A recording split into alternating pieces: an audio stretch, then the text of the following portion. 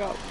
Okay, so we are now going to do the back side of the worksheet for A. We're going to look at the fuel injector, looking at current. Okay, so looking at our wiring diagram now, for our first pattern we back probed here. For this pattern I have the amp clamp around the power wire going into the injector.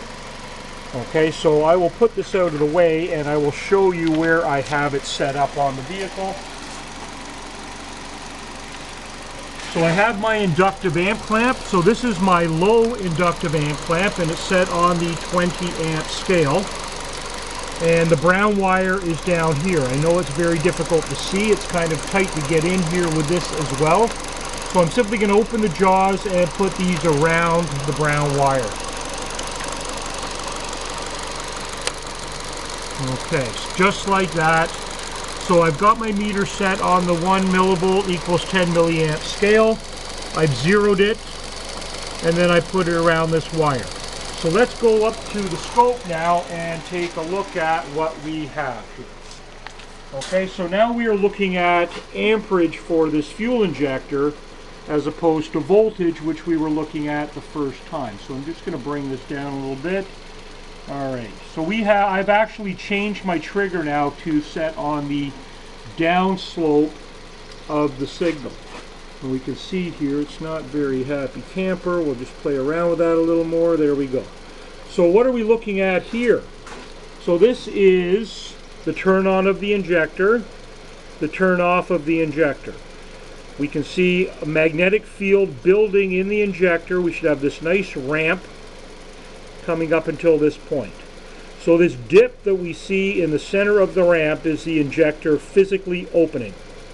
So we need to build up a magnetic field. I'm going to freeze this pattern so we can talk about it without it blipping in and out. There we go. So right here is where the injector opens. So from this point until this point, we need to build up a magnetic field sufficient enough in the injector to physically lift the pintle in the injector. So the pintle has a return spring as well. So we're actually acting against the weight of the pintle and the strength of the return spring to lift it at this point.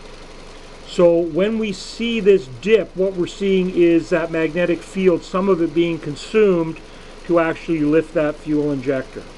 And then we continue to build our magnetic field up until the point where the PCM turns the injector off. So our pulse width is actually from here to here on this particular injector. Okay, so that is current for our fuel injector.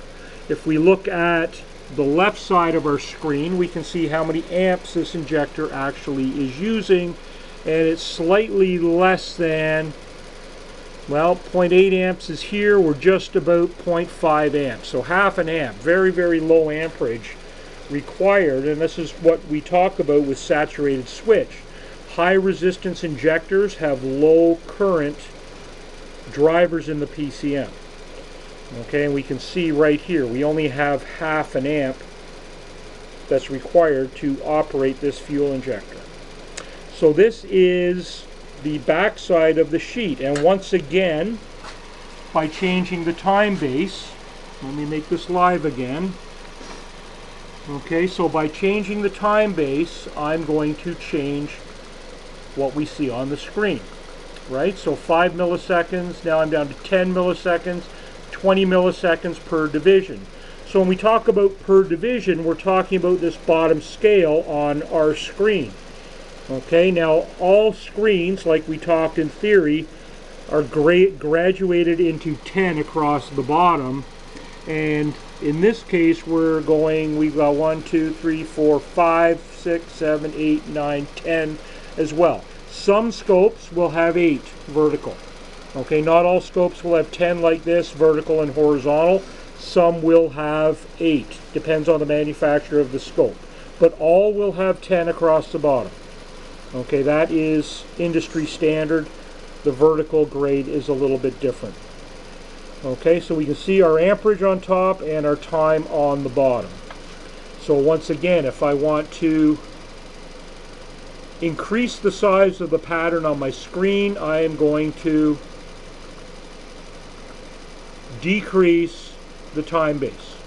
All right, we're down to 1 millisecond per division now, and we've spread it right out. And we can really see that hump in our up ramp is very pronounced at this time base. Okay, so that is the end of worksheet 4A. So the first video was on voltage. This video is on amperage. The next video I'll have them together on the screen and we'll look at the two of them.